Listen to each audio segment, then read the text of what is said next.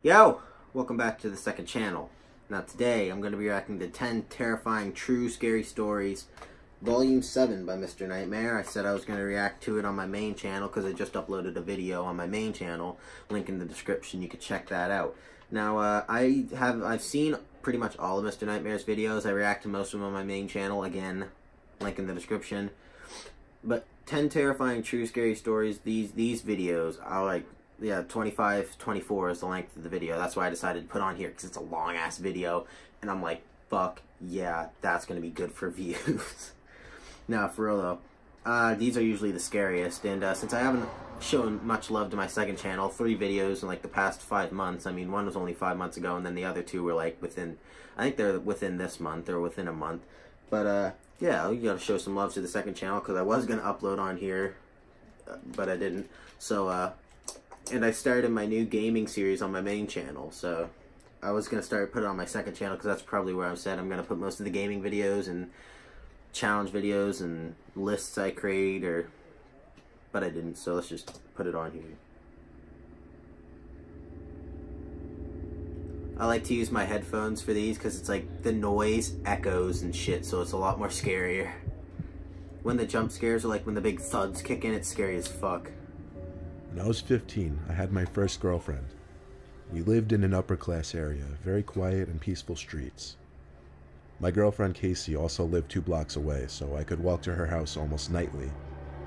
One Thursday night during break, when I had nothing to do, I started my walk over to Casey's house. It was on the later side of the night, but I didn't really have a curfew, so it didn't matter. Late night booty call. But pretty soon, I thought I could start hearing noises from around me. And when I say around me, I mean mostly behind me. The first time I heard it, it was the sound of a bush being shaken a bit. I only turned my head to look for a second without stopping. I just started to walk a little faster is all. Yeah, smart. When I got to the next block, I heard another noise, a twig or a small stick cracking. I stopped this time and turned around. All I saw was the empty street and the bushes that lined up along each property to separate the sidewalks from people's property.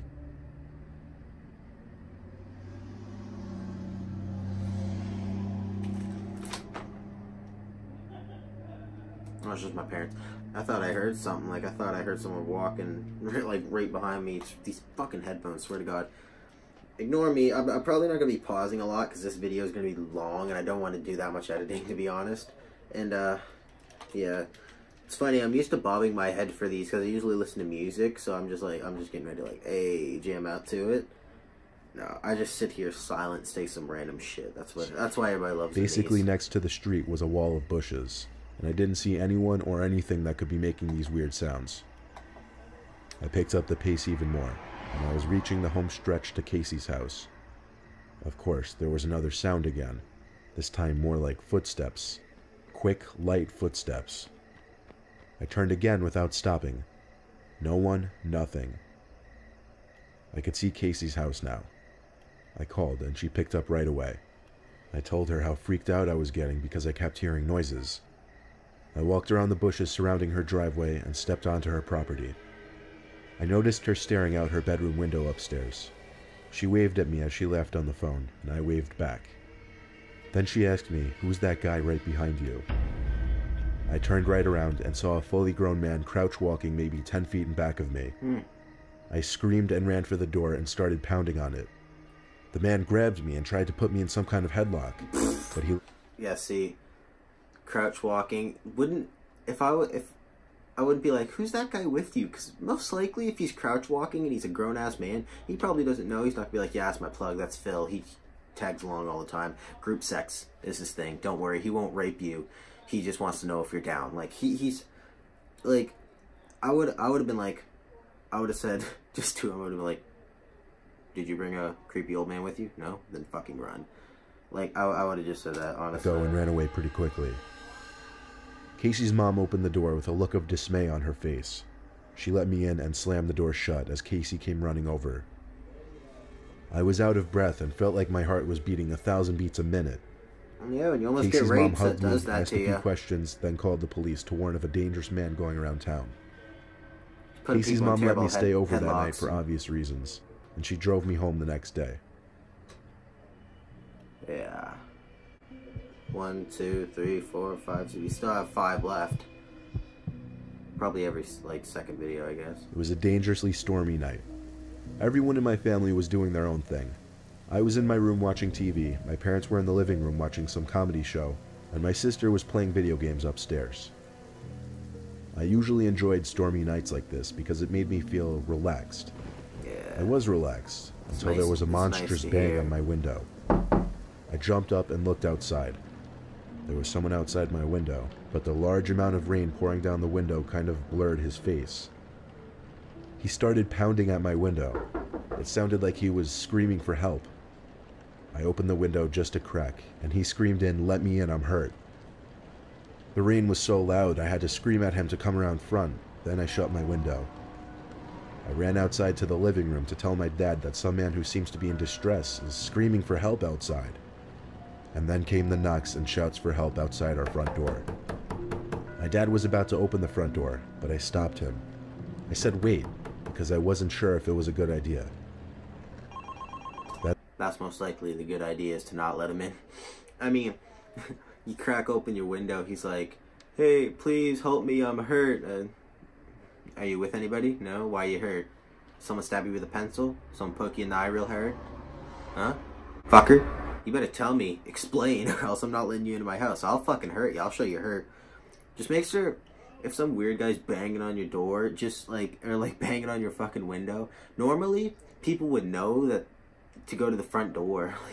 Like I wouldn't expect someone to start banging at the window, be like, "Yeah, help, let me in." Well, usually you go to the front door to do that. I'm not gonna let you in through a fucking window. Unless you're a creep, so... The phone rang, and on the TV, it displayed the caller ID of our next-door neighbor. My dad ran to pick it up. When I heard him say "no fucking way," I knew something was wrong. He hung up the phone and said stay away from the door. He didn't explain why. He just went to the window to peek at the front stoop. There is where he said he saw a guy crouched down, pounding on the door, holding some kind of large, sharp tool. My dad yelled through the front door at the man to go away before the cops get here. Then he actually got on the phone with the cops. Eventually the man outside gave up, and he disappeared the next time we checked. When my dad was on the phone with a neighbor, he told my dad that he saw some homeless-looking guy rummaging through his shed and came out with a large chopping axe.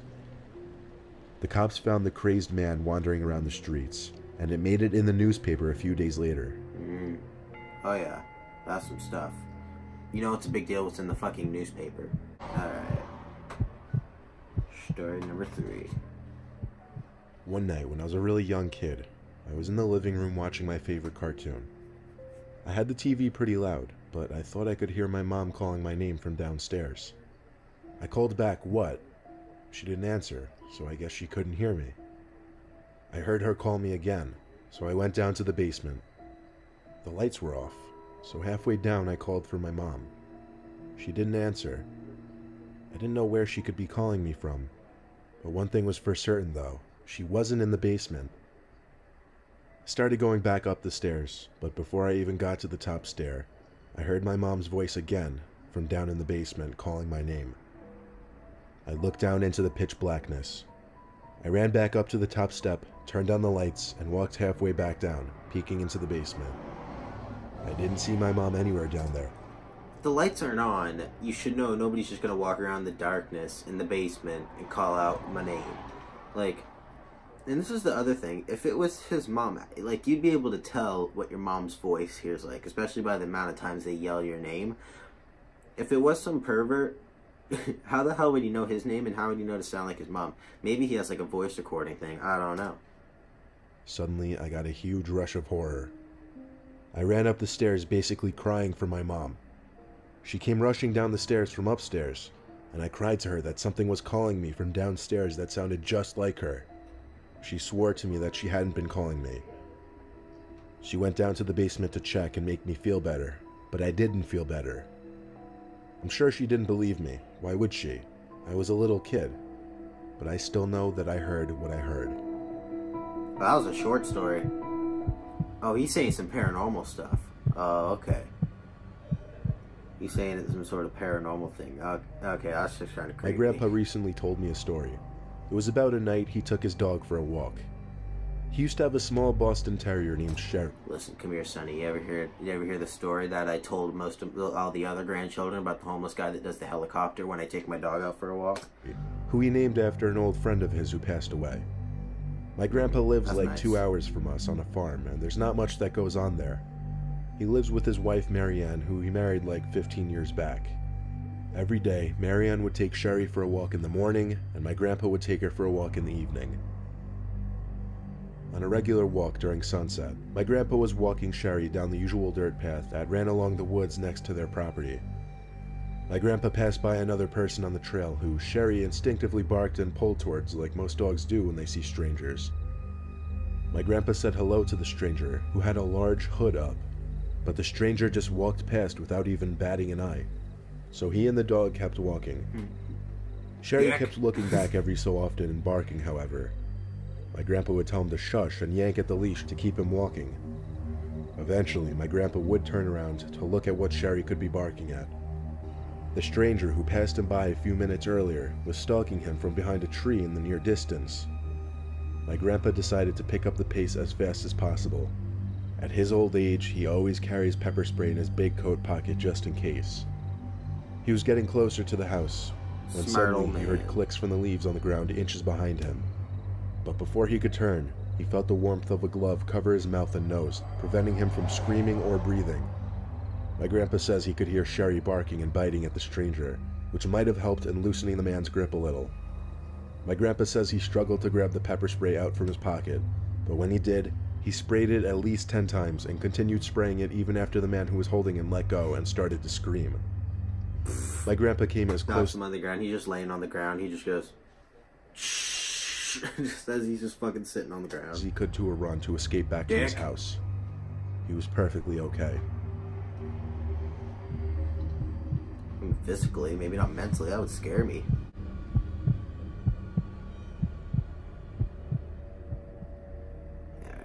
I grew up in California for the first 14 years of my life. California. Our neighborhood wasn't the best, namely because it was an area that the Crips were known to reside in. The hood. If you The don't hood. know, the Crips are members of one of the biggest Los Angeles street gangs. My best friend, who I always called Stevie D, lived 2 doors down. We had other friends, of course, but we would often hang out just he and I. We'd usually ride our bikes together around town or play video games, just basic kid stuff. When we were 12, we were biking around the neighborhood one night and decided to visit a well-known abandoned house. It had been uninhabited for many years because no one would buy it for whatever reason. Crips probably are When sitting we pulled there up on all our the bikes to fucking the front of the time. house, Stevie pointed to the window and said, "Look." I pushed my bike a little closer to the window and focused my vision on it. I could see someone peeking out the window. I couldn't tell if they were looking at us or not, but it was definitely a person's face sitting between the curtains. It was extremely strange considering the place had Watch been it just unknown be a for fucking years. head. We stared for longer than we should have, perhaps, and noticed something else that was strange. The person didn't move their face at all. We inched a little closer, onto the empty driveway actually. Upon getting closer, it appeared to be a Halloween decoration or something, like a fake head. Nope, it's a real head. This Garen meant someone fucking had snuck peed. into the house to put it there. Stevie D and I, being the mischievous kids we used to be, hatched an idea to sneak in through the back somehow and check out the place. We hid our bikes on the side of the house behind an overgrown bush, then snuck into the yard. To our surprise, the back door was already unlocked. These But when are we dumb came to think of it, motherfuckers. it wasn't that surprising considering it seemed someone had already broken in to put that fake head there. Oh my god. These kids are in such denial. You'd be like, oh, it's just probably a fake head. It's probably a fake head. You don't fucking know. You're not fucking certain unless you're fucking certain.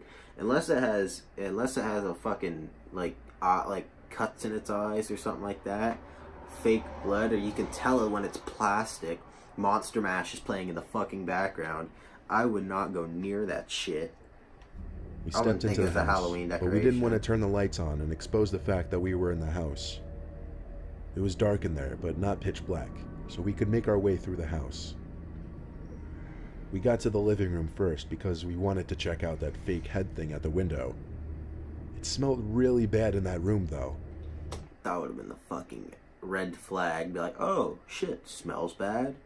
I bet that fake head, the rubber on that is horrible smell. That's how you get fucking shot. I picked up the head from the windowsill and immediately dropped it and screamed. I dropped it not because it was surprisingly heavy, but because it also felt like real skin.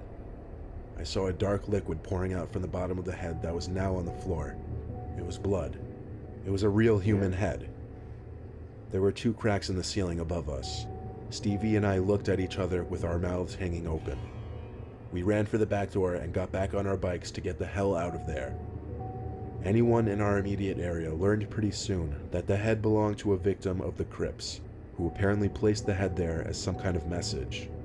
I don't think anyone knew the full story, but there was a good chance whoever placed that head there was still in the house, because Stevie and I both heard cracks in the ceiling above us, as if someone was coming downstairs. Yeah, they're about to fucking greet you, aren't they? Story number 6.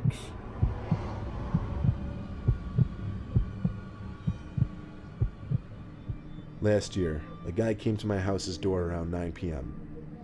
He knocked on the door, so I got my mom, and she went out to see who it was. By the way, we live in a rural area, so visits that late are extremely uncommon and strange. The guy talked to my mom about how he was opening a business, asked whether she liked American-made products, then handed her a Clorox container as a sample. He went back to his minivan and opened it to get a quote-unquote vacuum cleaner when my mom saw 5 other men sitting inside. She told me to run and get my phone since we don't have a landline. I couldn't find it, so I got my knife and stood around the corner. She threw the container outside and told them to get the hell off her property, as well as that she was calling the cops. They peeled out of the driveway, and we never saw the car again. Some of these stories, especially in these top 10 videos, are incredibly quick. You can tell what they're fucking probably trying to do was either like knock them out with some gas or some shit. She has some sense. She knew some shit was going on immediately when she seen 5 guys. She's like, fuck. I've always been an extreme sports person ever since I was little. Mountain climbing, parasailing, scuba diving, though I've always been an avid skier. I'd go upstate skiing at least 10 times a season, sometimes with friends, sometimes alone. My friend, who I'll call Q, agreed to come upstate and go camping with me so we could do some backcountry skiing, which is basically skiing in the backcountry on unmarked or unpatrolled areas outside of a ski resort's boundaries. It was a 3-hour drive, then a decent amount of off-roading to get to where the hills were. I parked my truck at the bottom of a decent-looking area full of hills, but I also stopped there because I couldn't really drive out much further given that there were too many trees. Q and I then proceeded to unload the back of my truck of all our stuff, including ski gear and camping equipment. Then we hiked about a quarter mile, which was an incredible amount of work with all the stuff we were carrying. We found a perfect place to set up camp, right near the bottom of an uphill, and in a bit of a clearing between the trees. Setting up the tent and unloading our sleeping bags and equipment and such was first priority. When all of that was done, we started our hike up the hill to scout the area. We did a decent amount of hiking, but we also got a lot of skiing in. At one point, Q and I lost each other while skiing down a bigger hill. I assumed I'd meet him at the bottom, or just find him eventually. I checked the walkie-talkie just to see if he'd answer, but he didn't, which meant he was probably still going downhill. At some point while I was walking with my skis at the bottom of the hill, I ran into someone, another skier. He sounded very friendly under a ski mask, asking me where the best hills are and if we were camping and such. He had his skis strapped to his orange backpack. I pointed to the hill I just skied down and also pointed in the direction we set up camp. He said he and his wife were trying to find a good place to set up camp near other people and asked if I could lead him to my campsite. As much as I really didn't want to trek all the way back there, I felt I had to be a good Samaritan and help this man and his wife. I pulled out my walkie again and said into the speaker to Q that I was going back to the campsite for a bit. I started to lead the man who was behind me, when suddenly I started getting some static from another end on the walkie. It seemed someone, probably Q, was trying to talk to me, but the connection was shit. Nothing I could do about that except for come back to this hill afterwards. It took a decent amount of hiking and small talk with the man before we reached the campsite. I turned around to him and smiled under my ski mask, which I realized instantly was pointless. He sounded very thankful for he and his wife. Then I finally asked him, "Where is your wife?" Dead. He didn't answer.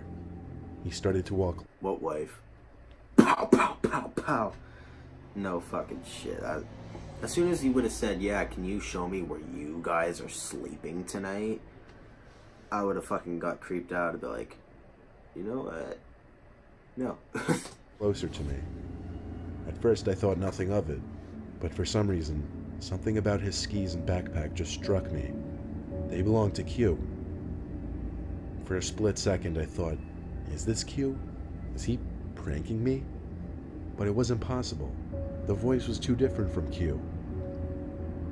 The man was a few mere feet away from me at this point, and he was picking up the pace to a more intimidating approach. I panicked and jumped into the tent to dig for my flare gun in my bag. The man grabbed my leg, which was sticking out from the tent, and then I felt a sharp, intense tingle in my leg, like a severe electric shock, followed by a burning heat feeling. He tasered him. I screamed in pain as I just managed to pull out the flare gun, push aside the door to the vent, and aim it at the man. He immediately backed up with his hands in the air, and that's when I noticed the knife dug deep into my leg. I ordered the man to tell me where my friend was.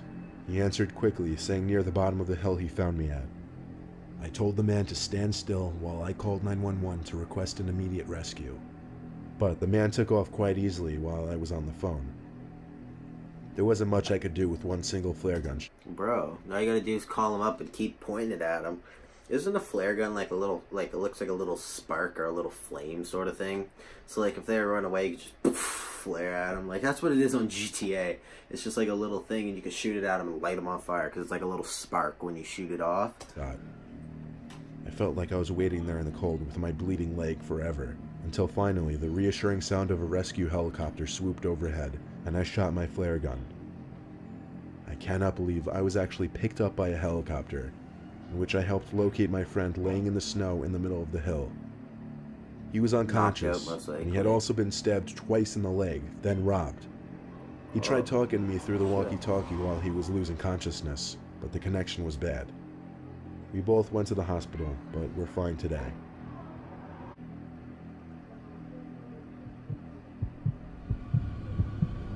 That 8 looks upside down.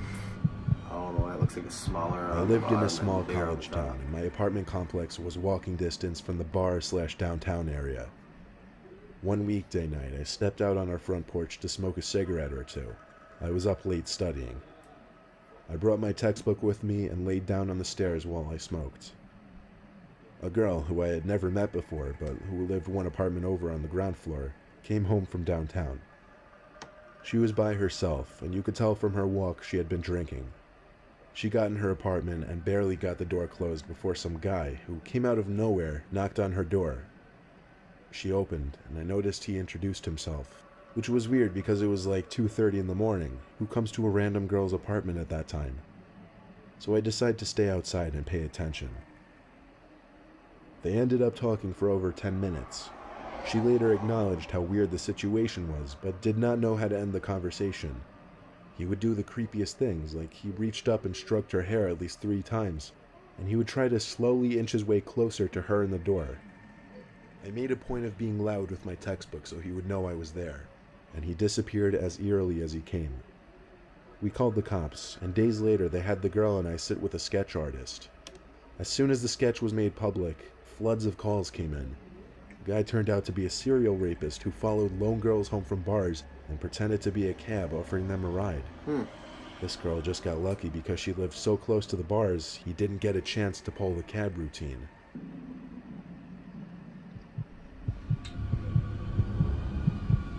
That's nice. I've only used Craigslist once in my life. Craigslist, and the these one are time the I ones. used it, I got a very sour taste in my mouth. Here's why. The guy posted an ad for a ping pong table that I wanted to buy for my roommate and I. The back is He hurting. set up a time for me to come pick it up that night. I had to remove the back seats from my truck so that I'd be able to fit the thing. I pulled up in front of the I wonder dude's if this house is and the texted him saying I'm actual here. ad. I saw the door open, so I got out from my truck and did a quick speed walk to his front door to greet him. I went for the handshake, but I don't think he saw my arm. I think my dad just did his loud ass sneeze again where he over exaggerates fucking hardcore. So after a few awkward seconds, I put my hand back down. He said in his deep smoker's voice to follow him to the basement. The whole house had a certain distinct smell to it. Not exactly a bad or concerning smell. Weed and just busted a legs. cottony, smoky kind of smell. We got to the basement, and there was the ping pong table, right smack in the middle of the room. Suddenly, he said, "Oh shoot, I gotta find the paddles." So he ran back up the stairs and told me to wait right there. I waited for a while down there, assuming he misplaced the paddles and was having a hard time finding them. Comes back down with a I shotgun. started to snoop around his basement a little bit, looking at his pictures and such. It was weird. He had framed pictures sitting on furniture, but they were all pictures of just him, no family members. There was one where he was at least with a dog, but that was pretty much it. I'd say 10 minutes went by and I was still stuck waiting down there, so I started to get even more snoopy. There was a back laundry/storage room in his basement that I started to observe for some reason. There was a drawer to his utility desk that was hanging half open. I pulled it fully open, and it revealed old Polaroid pictures. Collection of toes. But these pictures were horrific and disturbing. They were all pictures taken of some girl who was tied to a chair and her mouth covered with tape. There were also yellow folders stacked in a row next to the photos. They were labeled A to Z. I didn't have it in me to open the folders and see what were inside. I took out my... Amanda, Barbara, Cassie. It's just labeled bitches tied up in chairs. No, if you ever go on Craigslist, meet at a public location, except for when it's like a big thing like a ping pong table, you can go there, but if they ever say shit's in the basement, don't fucking believe it, because I've never heard a story where shit was good in the basement. Phone to take pictures of the contents of the drawer, and planned to send it to my friends immediately, but I didn't have any service down there. It was definitely time to go. I ran back to the door at the top of the stairs, but my nightmare only became worse finding out the door was locked. As soon as I tried the doorknob, though, I heard the deep, raspy voice of the man on the other side of the door. He was apologizing, saying the door was accidentally locked and he would go look for the key real quick. I didn't say a word in response. I examined the keyhole closely, ran back down the stairs to the man's utility desk, grabbed 3 screwdrivers of varying sizes, and tried each one in the keyhole for the door. The smallest screwdriver managed to fit in the rectangular-shaped keyhole, allowing me to turn it just enough to unlock and open the door. I mean, I don't know what he's gonna do with keeping him down there. I mean, he might get hungry or some shit, starve him. But, I don't know if he'd be able to tie him up as easy unless he had a weapon. Maybe door right there, but he's just gonna pop out like 3 homeless people, just pop out and shit. I didn't stop and look around. I simply ran out the door into my car. I didn't look back at the house. I simply drove to the nearest police station, showed them the pictures, gave them the address, told them where to find the photos, and that was enough for them to start their investigation. A few days later, I got all the information. The man was part of a child pornography trade on the deep web, which was how he made his living, apparently. Dope. Why he decided to lock me in his basement, that's beyond me. I have not the slightest idea of what he intended on doing with me, but obviously it was not anything good. Yeah, he's not a child. Nobody wants to see grown men porn.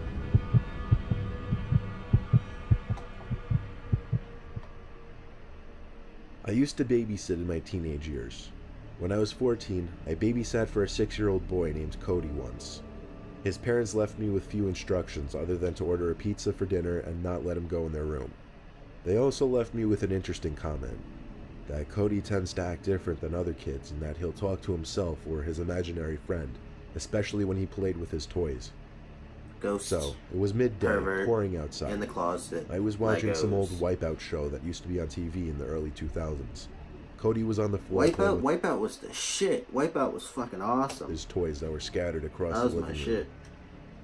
Cody kept using the name Agnes. He would act like he was playing with another kid who was sitting in front of him. That would have immediately threw me off. Agnes, really? Fucking Agnes. Nobody names a kid Agnes, and no kid thinks of the name Agnes because it's so fucking old. It's some old nun, probably. One of his toys that were sitting across the room from him activated out of nowhere. I only found it weird because the toy was one of those little cube-like things with the crank where you pull it down and some simulated moving racing background came up on the screen. It was the kind of toy that would take effort to activate. And there it was, activated all by itself. I asked Cody how that was possible. Agnes did He it. looked at me and said, Agnes is playing with it. I have to admit, it was a little disturbing hearing him say that. I picked up the toy and turned it off. That night, in the final hour waiting for his parents to come back, I was in the bathroom washing up when there was a knock at the door. Cody? I said. I opened the door.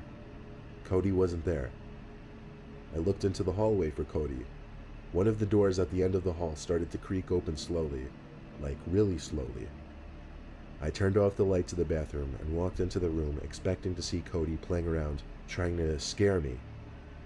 Instead, Cody was sitting on the bed in the far corner of the room, looking at me. I asked him who just pushed open the door. Agnes, yeah. He said. Now truly freaked out, I went to pick Cody up off the bed and brought him to the living room, where I spent the rest of my shift until his parents came back. I didn't mention any of the weird things that happened, but when they reached out to me to watch Cody again a few weeks later, I never called them back. No. Well, that's a dick thing to do. Alright, that took a long ass time. My ears hurt, my back hurts. That'd be a dick thing to do. They'd be like, hey, how was Cody? Oh, Cody's just fine. It's just his weird porn. Cody's fine. It's just his weird paranormal girls. Yeah, your house is haunted, by the way. Yeah, I would move. Recommended. I'll come back once you guys move. Because kids are very intuitive with this kind of thing. They can see ghosts that people can't because they're closer to the afterlife or before life than actual people or adults. But anyways, hope you guys enjoyed the video. We've been recording for almost 33 minutes now. My ears hurt, my back hurts, like I just said. Remember, check the description for my main channel shit, and deuces.